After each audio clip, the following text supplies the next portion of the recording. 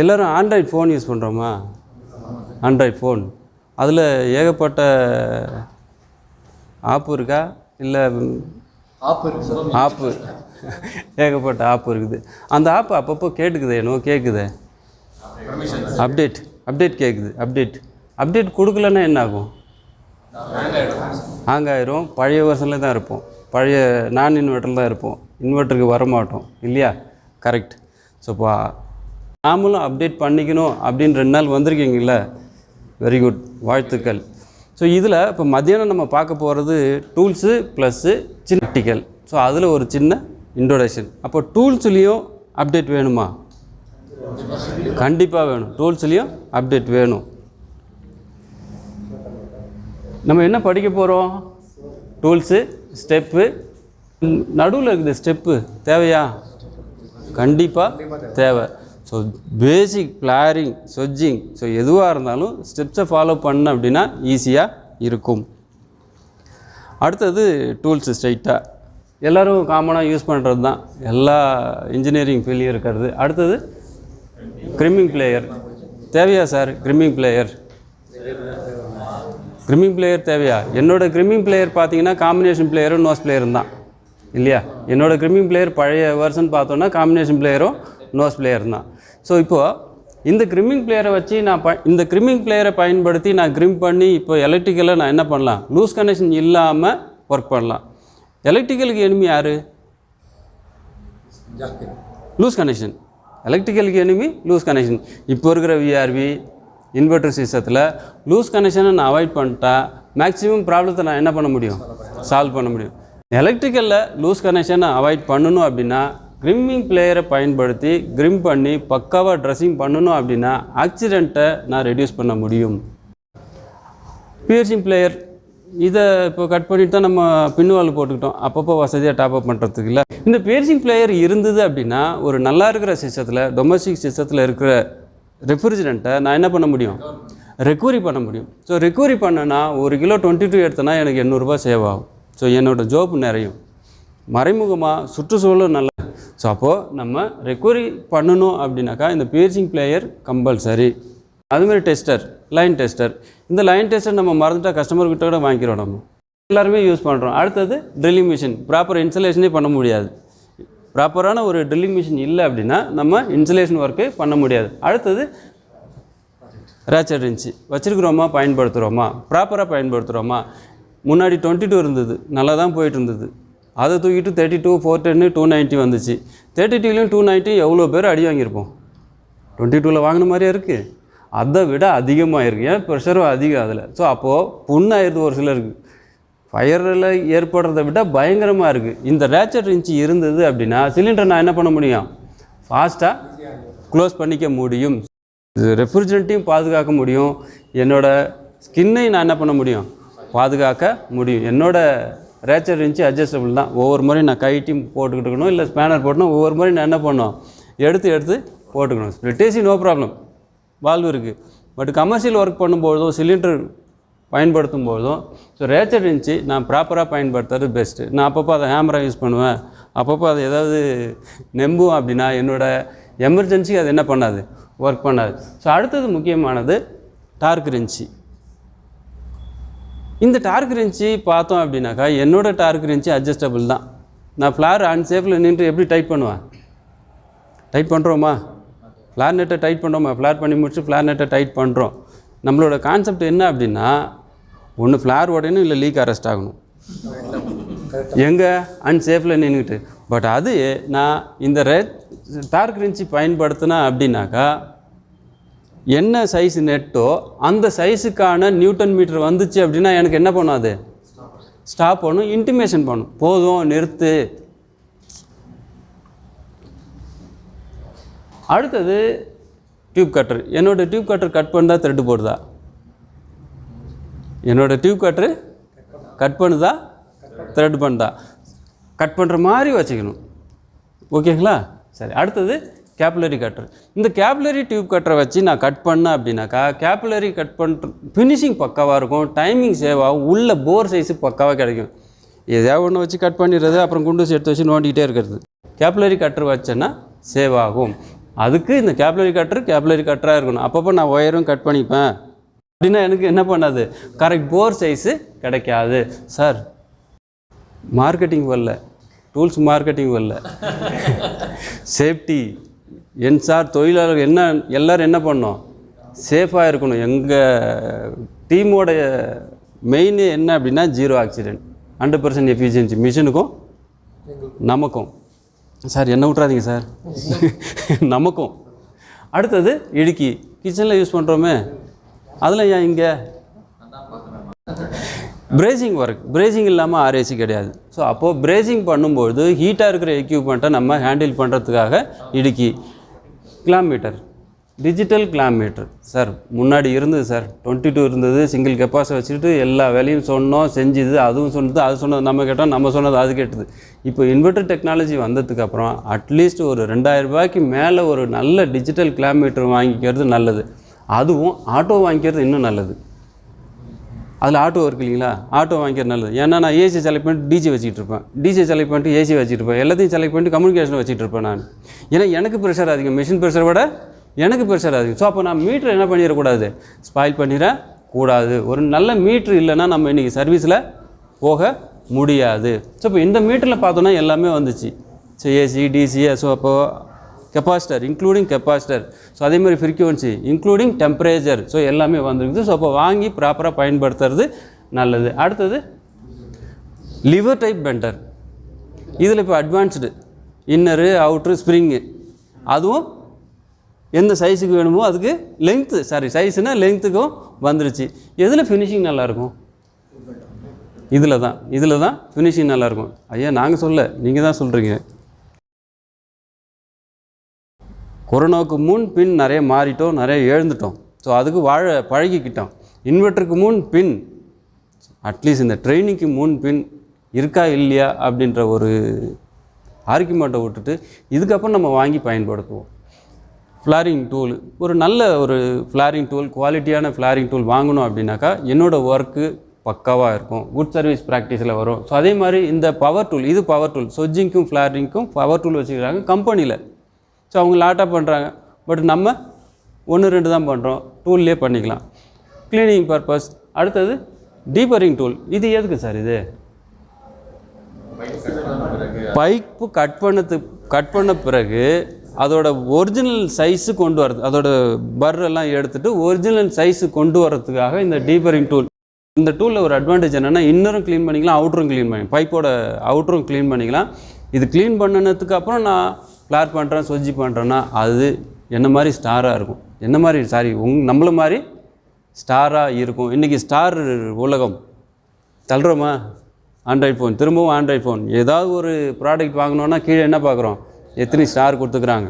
இப்போ இந்த மாதிரி ஸ்டார் உலகமாக ஆனதுனால என்னோடய ஒர்க்கும் ஸ்டாராக வரணும். சரி சார், இது முன்னாடி யூஸ் பண்ணோம் சார், நம்ம எங்கே சார் நம்ம கையிலே பயன்படுத்தணும் இந்த டூல். சார் தயவு செஞ்சு ஃபைல் யூஸ் பண்ணாதீங்க இனிமேல். பழைய டியூப் கட்டர் இருக்குதுல்ல, அதுவும் பெரிய டியூப் கட்டர், பழசுனா பெரிய டியூப் கட்டர் பயன்படுத்தணுமா, அந்த கோனுக்கு பின்னாடி ஒரு தள்ளின ஒன்று வருமா, பிளேடு ஒன்று வரும் இல்லையா சார், அதான் சார் இது, அந்த டூல் தான் இது. ஸோ அதை நம்ம ப்ராப்பராக பயன்படுத்துறதுனால தனியாக போட்டான். பட் அதை நம்ம வந்து க்ளீன் பண்ணுறதுக்கும் கோடு போடுறதுக்கும் கிண்டுறதுக்கும் தான் பயன்படுத்திகிட்டு இருந்தோம். அதை ப்ராப்பராக பயன்படுத்தா சார், ஸ்லாங்கு ஏதாவது கொஞ்சம் அப்படி இப்படி மாறிச்சுன்னா கோச்சிக்காதீங்க. ஸோ இந்த டூல் ஸோ இப்போ பயன்படுத்துறது பெஸ்ட்டு. அடுத்தது QRC. இந்த QRC அப்படின்றது நம்ம வீட்டில் பயன்படுத்துகிற LPG ரெகுலேட்டர் இருக்குதுல்ல, அதுதான். ஜஸ்ட்டு ப்ரெஸ் பண்ணி என்ன பண்ணுறோம், லாக் பண்ணுறோம், அதேமாதிரி ப்ரெஸ் பண்ணி என்ன பண்ணுறோம், ரிலீஸ் பண்ணுறோம். சரி, இது நம்ம ஃபீல்டில் எங்கே பயன்படுத்துகிறோம், இந்த ரெண்டட் ஏசிலாம் போடுறோம்ல, ரெண்ட் ஏசி. ஸோ அப்பப்போ நம்ம ஃப்ளார் பண்ணி கட்டணும், அப்போ ஃப்ளாரும் டேமேஜ் ஆகுது, எல்லாமே டேமேஜ் ஆகுது. ஸோ அதை அவாய்ட் பண்ணுறதுக்கு இந்த QRC எல்லா சைஸ்லையும் கிடைக்குது, எல்லா பைப் சைஸ்லையும் இந்த QRC கிடைக்குது. பட் சேஃபாக நம்ம என்ன பண்ணணும், அதை கனெக்ட் பண்ணணும். ஜஸ்ட் கனெக்ட் பண்ணாலும் என்ன பண்ணும், அது ஓப்பன் ஆகிடும். சேம் LPG ரெகுலேட்டர் மாதிரி தான். மெயின் முக்கியமானது இது இல்லைன்னா இன்றைக்கி என்ன பண்ண முடியாது, டாப்அப் பண்ண முடியாது. ஆனால் இதில் அப்டேட் இல்லை. ஆனால் என் டூல் பேக்கில் என்ன இருக்குது, சிங்கிள் கேஜி சிங்கிள் ஹோஸ் தான் இருக்குது. அதிலே எல்லா வேலையும் முடிச்சுட்டு வந்துடுறேன் நான். கம்பெனி எங்கே போயிருக்கிறாங்க, 4-வே மேனிஃபோல்டுக்கு போயிருக்கிறாங்க. கம்பெனி 4-வே மேனிஃபோல்டு போயிருக்காங்க. அட்லீஸ்ட் 2-வே மேனிஃபோல்டாவது வாங்கி பயன்படுத்துங்க. ஸோ பாதுகாப்பு கூட, பாதுகாப்பு. அதே மாதிரி ஓஸு, என்னோடய ஓஸு 2 எண்டும் பார்த்தோன்னா நைலான் தான் இருக்குது, பிளாஸ்டிக்கை காணும். இல்லை எங்கேயாவது கனெக்ட் பண்ணால் பாதி வீங்குது அங்கே. பட் குவாலிட்டி ஓஸு போகிறது பெஸ்ட்டு. இப்போ இருக்கிற இன்வெர்டர் டெக்னாலஜியில், இப்போ இருக்கிற எக்கோ ஃப்ரெண்ட்லி ரெஃப்ரிஜரண்ட்டில், இப்போ இருக்கிற flammable refrigerant plus high pressure ரெஃப்ரிஜரண்ட்டுக்கு குவாலிட்டி ஓஸு கேஜி பயன்படுத்துறது எனக்கு பாதுகாப்பு. அடுத்தது ரெக்கவரி மிஷின். நாமளே இந்த ரெக்கவரி மிஷினை ரெடி பண்ணிக்கலாம். இதுக்குள்ளே இருக்கிற ஒயரிங், இதுக்குள்ளே இருக்கிற சர்க்யூட்டு உங்கள் புக்கில் இருக்குது. ஸோ சிம்பிளாக பண்ணலாம். நம்ம ஏசி மெக்கானிக் தானே, அதுக்குள்ளே கம்ப்ரஸர் கண்டென்சர் தான் இருக்குது, வேறு எதுவுமே இல்லை. ஸோ நம்ம அதை ரெடி பண்ணிக்கலாம், நம்மளே ரெடி பண்ணி ஒரு 4000 ரூபாய் 5000 ரூபாய்க்குள்ளே நம்ம என்ன பண்ணலாம், ரெடி பண்ணிக்கலாம். ஸோ அது புக்லேயே பார்த்துங்க நீங்கள், அந்த ஒயரிங் ப்ளஸ் கேஸோட சர்க்கிள் ஃபுல்லாக அதில் இருக்குது. அடுத்தது சிலிண்டர். தேவையா சார் சிலிண்டரு? இல்லைன்னா வேலையே இல்லைல்ல, இல்லைன்னா வேலையே இல்லை. ஆனால் இந்த சிலிண்டரால் ஆக்சிடெண்ட் ஆகக்கூடாது. இப்போ நாம் பயன்படுத்துகிற சிலிண்டரால் ஆக்சிடெண்ட்டு ஆகக்கூடாது. ஸோ இது ஸ்டாண்டர்ட் சிலிண்டர். நம்மளது ஸ்டாண்டர்ட் சிலிண்டரா, லைசன்ஸ் சிலிண்டரா? இல்லை. பட் அந்த சிலிண்டர் நம்ம பயன்படுத்தும் போது என்னென்ன ரூல்ஸ் அண்ட் ரெகுலேஷன் ஃபாலோ பண்ணுமோ கண்டிப்பாக நம்ம ஃபாலோ பண்ணியே ஆகணும். ஒரே சிலிண்டர்னா ஒரே ரெஃப்ரிஜரண்ட்டு தான். 1 கிலோனா 1 கிலோ ஃபில் பண்ணலாமா? 1 கிலோனா அரை கிலோ தான் ஃபில் பண்ணணும். ஸோ ஏன்னா சேஃப்டி. அதே மாதிரி யூஸ் அண்ட் த்ரோ கேன் இருக்குது, ஷேக் பண்ணலாமா? ஸோ ஆர்ஏசியில் பிரேசிங் இல்லாமல் ஆர்ஏசி கிடையாது. நம்ம ஆர்என்டிசியில் பிரேசிங் இல்லாமல் ஆர்ஏசி கிடையாது. ஸோ அப்போ பிரேசிங்கோட குவாலிட்டியை நான் இம்ப்ரூவ் பண்ணியே ஆகணும். கண்டிப்பாக குவாலிட்டியை இம்ப்ரூவ் பண்ணியே ஆகணும். ஸோ அதுக்கான எக்யூப்மெண்ட்டு டூல்ஸை நான் என்ன பண்ணணும், அப்டேட் பண்ணியே ஆகணும். அடுத்தது இது use and throw can. So பார்த்துட்டோம். ப்ளஸ் அந்த யூஸ் அண்ட் த்ரோ கேனை நான் எடை போட்டு தான் சார்ஜ் பண்ணணும். அப்போ எடை போட்டு சார்ஜ் பண்ணால் வெயிங் ஸ்கேலில் கேனை என்ன பண்ண முடியாது, வைக்க முடியாது. ஸோ அதனால் அதுக்கு ஒரு ஸ்டாண்டு வேணும். இந்த ஸ்டாண்டு நம்ம ட்ரைன் பைப் வருதுல்ல, PVC drain pipe 6 inch 4 inch pipe வரல, அதையே கட் பண்ணி நம்ம ஸ்டாண்டாக செஞ்சுக்கலாம். அடுத்தது vacuum gauge, thermocouple vacuum gauge, electronic vacuum gauge, வெறும் வேக்கமை மட்டும் அளக்கக்கூடிய கேஜி. ஸோ அடுத்தது வேயிங் ஸ்கேல். வாய்ப்பில்லை ராஜா,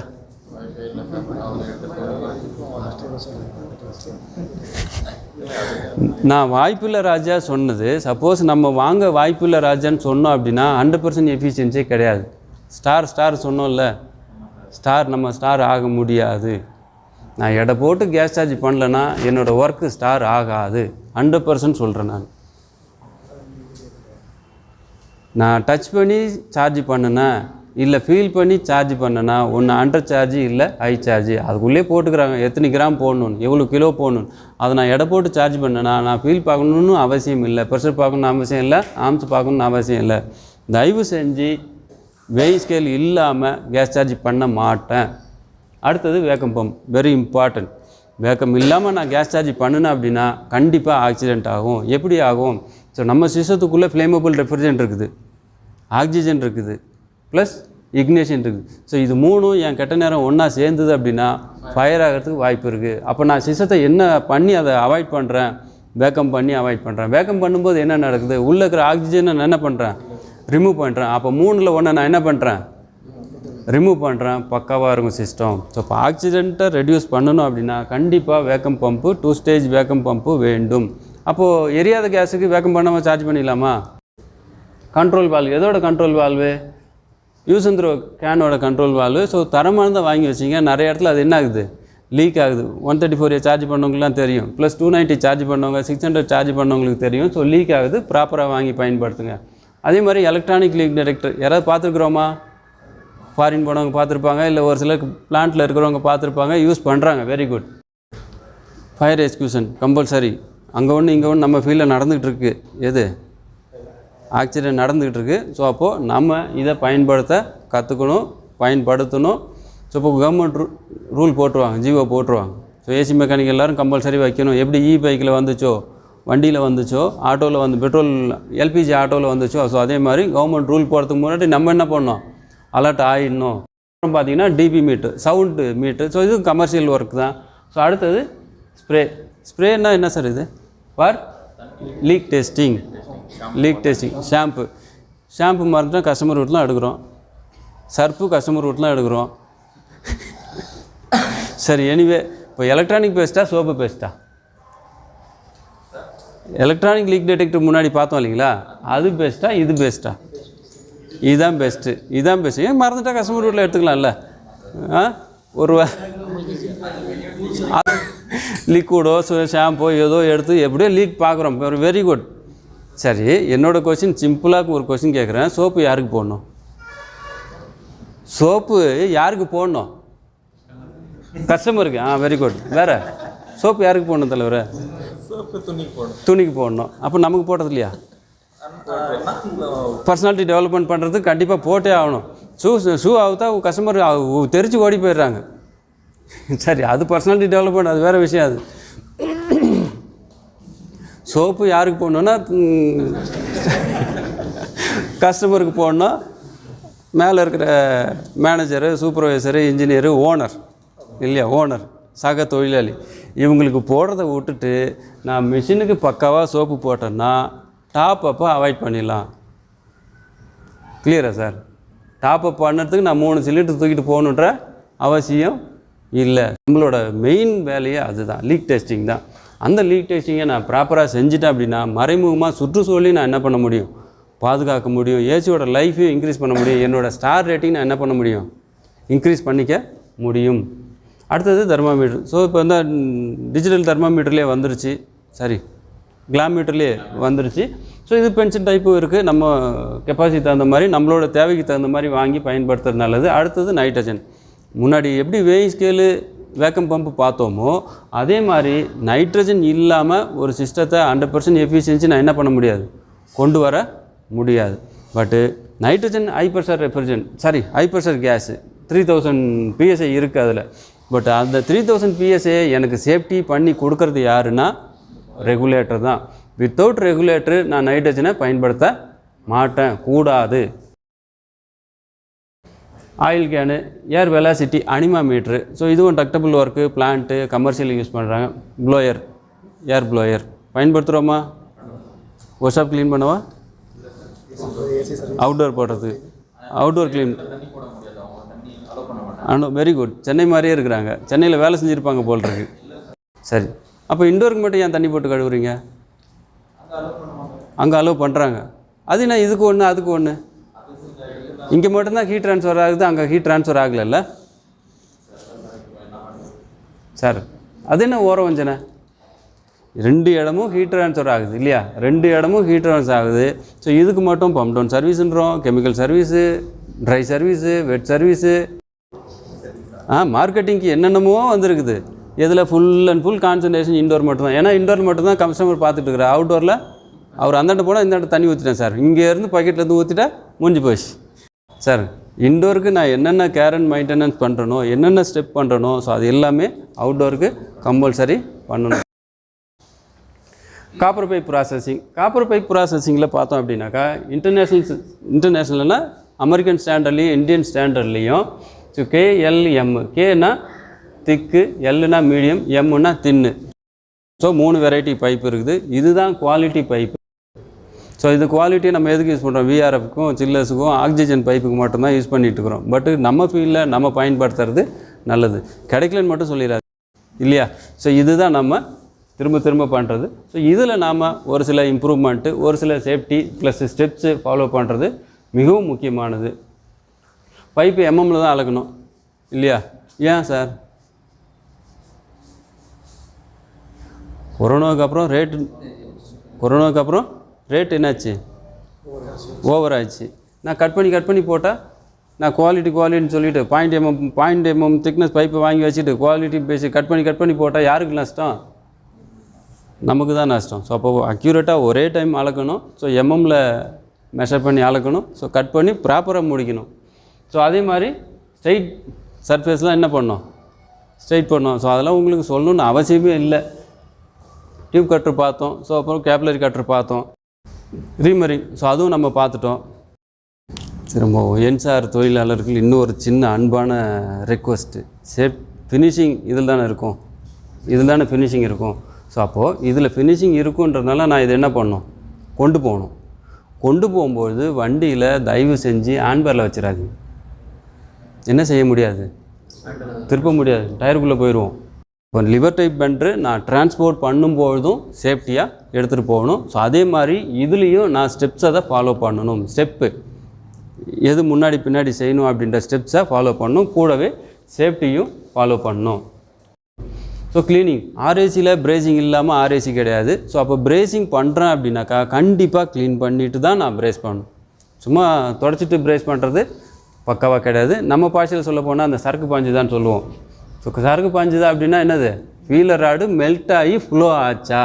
ஸோ அதுதான் கேபில்லரி ஃப்ளோ ஆக்ஷன். ஸோ அப்போ இந்த கேபில்லரி ஃப்ளோ ஆக்ஷன் பக்காவாக நடக்கணும் அப்படின்னா நான் என்ன பண்ணிக்கணும், க்ளீன் பண்ணியிருக்கணும். கம்பெனியில் என்ன பண்ணுறாங்க, கெமிக்கல் க்ளீன் பண்ணுறாங்க. ஸோ கம்பெனி அவங்க, பட் நம்ம என்ன பண்ண முடியும், மெக்கானிக்கல் க்ளீனிங் தான் பண்ண முடியும். ஸோ இப்போ மெக்கானிக்கல் க்ளீனிக்கு நம்ம இப்போ பயன்படுத்துறது எமரி. ஸோ அதுக்கு பதிலாக இப்போ இந்த சாண்ட் பேப்பர்னு ஒன்று, சாண்ட் பேப்பர் தான் எமரி இல்லையா, ஸ்க்ராட்ச் பேட்னு ஒன்று வந்துருக்குது. ஸோ அந்த ஸ்க்ராட்ச் பேடை பயன்படுத்தினா இன்னும் நல்லது. ஸோ அட்வான்டேஜ் நாங்கள் பண்ணி காமிக்கிறோம். க்ளீன் பண்ணாமல் பிரேஸ் பண்ணாதீங்க. சொஜ்ஜிங், என்னோடய சொஜ்ஜிங் டூலு நோஸ் பிளேயர் தான். ஸோ அது ஹேமரிங் டைப். என்னோடய சொஜ்ஜிங் டூலு நோஸ் பிளேயர் தான். ஜஸ்ட் ஒரு 2 திருப்பிட்டு உள்ளே வச்சு பற்ற வச்சுட்டு வந்துடுறோம். ஸோ அப்படியே சொஜ்ஜி ஆகலைன்னா நம்மகிட்ட இருக்கிற புட்டேன் டின்னு இருக்குது. ஸோ லைட்டாக ஹீட் பண்ணுறோம், சாஃப்ட் ஆகிடுது, சொஜ்ஜி பண்ணி சார் சக ஏசி தொழிலாளியே பாதிக்கும். நான் அதில் ரூல்ஸ் அண்ட் ரெகுலேஷன் ஃபாலோ பண்ணல, சேஃப்டி ஃபாலோ பண்ணலன்னா சக ஏசி தொழிலாளி அது என்ன பண்ணும், பாதிக்கும். டெம்பரேச்சர் டிஃப்ரெண்ட்டால் ப்ளஸ் ஏற்படுற வைப்ரேஷனால் அது என்ன பண்ணும், புட்டுக்கிறதுக்கான வாய்ப்பு இருக்குது. ப்ளஸ் எக்கோஃபிலி ரெஃப்ரிஜரண்ட், ஃப்ளேமபிள் ரெஃப்ரிஜரண்ட் இருந்ததுன்னா நான் ஃபால்ட்டு பார்க்க போகிற நேரம் அது என்ன பண்ணும், பஸ்ட் ஆகிறதுக்கு ஆப்பர்ச்சுனிட்டி இருக்குது. ஸோ அப்போ ரூல்ஸை நான் ஃபாலோ பண்ணணும். என்ன சார் ரூல்ஸ் அப்படின்னா, டயா டெப்த்தாக இருக்கணும். ஒரு 1/2 இன்ச்சு பைப்புனா 12 mm, அதோட டயா என்னது 12 mm, 12 + 3 அப்போது 15 mm என்ன பண்ணியிருக்கணும், சொஜ்ஜி பண்ணியிருக்கணும். ஸோ அதுதான் ரூல்.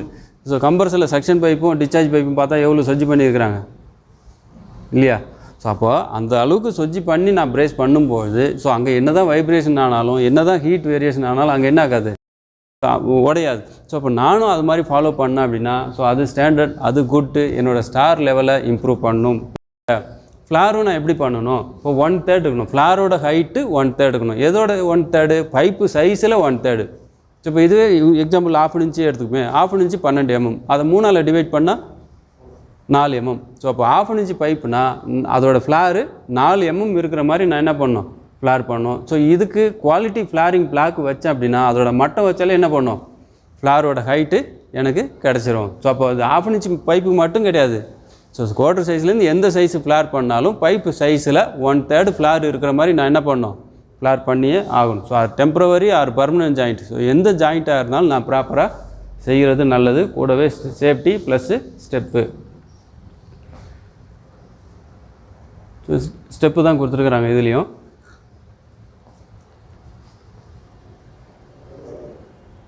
பிரேசிங் இம்பார்ட்டன் தானே சார். பிரேசிங் இல்லாமல் ஆர்ஏசிங்கில் திரும்ப அதே தான் அரைச்சின்னு இருக்கிறேன் நான். பட் இதில் ஓவர் ஹீட் பண்ணாதீங்க, ஓவராக ஹீட் பண்ணாதீங்க. இதில் நாம் கொஞ்சம் இம்ப்ரூவ் பண்ணுறது நல்லது. ஆக்சைட் ஃபார்மேஷன் இல்லாமல் பிரேஸ் பண்ண கற்றுக்கணும். ஆக்சைட் ஃபார்மேஷன் என்னது, மேலே கறி படிதா, அது உள்ளியும் படியுமா, அது இல்லாமல் பிரேஸ் பண்ணுறது தான் இப்போ பயங்கர இது. ஸோ மைக்ரோ சேனல் சார் சொன்னார், micro channel content sir. So இப்போ நான் இது மாதிரி கார்பன் அதிகமாக ஆச்சுன்னா அதெல்லாம் என்ன பண்ணோம், மைக்ரோ சேனலில் மாட்டிக்கும். ஸோ அதே மாதிரி இப்போ இருக்கிற எக்ஸ்பான்ஷன் வால் அதில் மாட்டிக்கும், ட்ரையரில் மாட்டிக்கும். ஸோ அப்போது ஆக்சைட் ஃபார்மேஷன் இல்லாமல் பிரேஸ் பண்ண கற்றுக்க நான் பழகி கொள்ள வேண்டும். அது எப்படி பண்ணுறது அப்படின்றத ஆஃப்டர்நூன் செக்ஷனில் பார்ப்போம் நம்ம. ஸோ பிரேசிங்லேயும் என்னது, கண்டிப்பாக ஸ்டெப்ஸை ஃபாலோ பண்ணணும். ஸோ நம்மகிட்ட இருக்கிறது என்ன அப்படின்னாக்கா இது 2 தான் இருக்கு இல்லையா, இது 2 தான் இப்போ ஈஸியாக பண்ணிகிட்டு இருக்கிறோம். ஸோ இப்போ ஈஸியாக பண்ணுறதுனா புட்டின் சின்ன இதை வச்சு தான் பண்ணிகிட்ருக்கோம். அதில் எவ்வளோ டெம்பரேச்சர் கிடைக்கும், இவ்வளோ தான் கிடைக்கும். பட்டு எதில் ஃபினிஷிங் இருக்கும், ஆக்சி ஆசிட்டில் தான் பக்கா ஃபினிஷிங் இருக்கும். பட் அதில் ஒரே ஒரு டிஸ்அட்வான்டேஜ் என்ன அப்படின்னா, பெரிய சிலிண்டராக இருக்குது, 2 சிலிண்டர் ஆகுது, ஓஸு ரெகுலேட்டர் இருக்குது. ஸோ அதை டிரான்ஸ்போர்ட் பண்ண நான் என்ன பண்ணுறேன், பால் மாறிக்கிறேன். ஸோ அப்போது ஃபினிஷிங் அதில் தான் இருக்கும். அதில் தான் 3000 டிகிரி செல்சியஸ் கிடைக்கும். ஆக்சைட் ஃபார்மேஷன் ஆகாமல் டு தி பாயிண்ட் நான் பக்காவாக என்ன பண்ண முடியும், டைமுக்குள்ளே பிரேஸ் பண்ண முடியும். இந்த ஆக்சி ஆசிட் பிளான்ட்டில் தான் carburizing flame, neutral flame, oxidizing ஃப்ளேம்ன்ற 3 டைப் ஆஃப் ஃப்ளேம் கிடைக்கும். ஸோ இதில் நம்ம பயன்படுத்துறது என்னது, நியூட்ரல் ஃப்ளேம் தான். இந்த நியூட்ரல் ஃப்ளேமில் 3000 டிகிரி செல்சியஸ் கிடைக்கும். ஸோ மற்றதில் கிடைக்கும். மற்றதில் யார் யூஸ் பண்ணுறாங்க, டிங்கரிங், ஹீட் ட்ரீட்மெண்ட்டு, வெல்டர்ஸு, ஸோ அவங்க பயன்படுத்துகிறாங்க. ஸோ இது போர்ட்டபிள் வந்துருச்சு. ஸோ இப்போ என்ன சொல்கிறது, போர்ட்டபிள் வந்துருச்சு. ஸோ அது கொஞ்சம் இன்னும் நிறைய புழக்கத்துக்கு வரல. புழக்கத்துக்கு வந்தோன்னா காசு கம்மியாகிறதுக்கு வாய்ப்பு இருக்குது. ஸோ இப்போ பால் மாறுறோம், நிறைய நம்ம எடுத்துகிட்டு போகிறதுக்கு என்ன பண்ணுறோம், பால் மாறுறோம். ஸோ இது என்ன சார், இது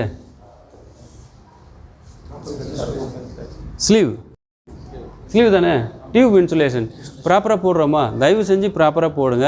இந்த ஸ்லீவ் ஒர்க்கு வந்து நம்ம அந்த மாதிரி போட்டோம் அப்படின்னாக்கா அந்த 4 டிகிரி எவாபரேட் எடுக்காது, சன் எடுத்துக்கும். ஸோ ஒர்க்கு பக்காவாக இருக்காது. நான் என்ன தான் பக்காவாக வேகம் போட்டு பக்காவாக எடை போட்டு சார்ஜ் பண்ணாலும் அந்த கூலிங் எஃபிஷியன்சி இன்டோரில் கொடுக்கணுமே தவிர பாதினா கொடுக்கக்கூடாது, சன்னு கொடுத்துடக்கூடாது. ஸோ அப்போது ஸ்லீவு நான் ப்ராப்பராக போடணும். ஸோ அதே மாதிரி கரெக்டான சைஸில் கரெக்டான பைப் என்ன போடணும். ஒரே ஸ்லீவில் 2 பைப்பை வருது. ஸோ இருக்கிற கோவத்தெல்லாம் ஸ்லீவ் சுற்றும் போது காமிக்கிறது. ஏன்னா அப்போ தான் நமக்கு ஸ்பீடு வருது. ஸோ சுற்றுறோம் இல்லையா, sleeve white tape sir, sleeve போட்டுட்டு ஒயிட் டேப் சுற்றுறோமா, சுற்றுறோம். ஒயிட் டேப் ஏன் சுற்றுறோம், ஸ்லீவ் டேமேஜாக இருக்கக்கூடாதுன்னு சுற்றுறோம். பட் இருக்கிற கோவத்தில் அதில் காமிச்சா நமக்கு ஸ்பீடு, ஐயோ என்ன ஸ்பீடாக ஒர்க் பண்ணுறாரப்பா.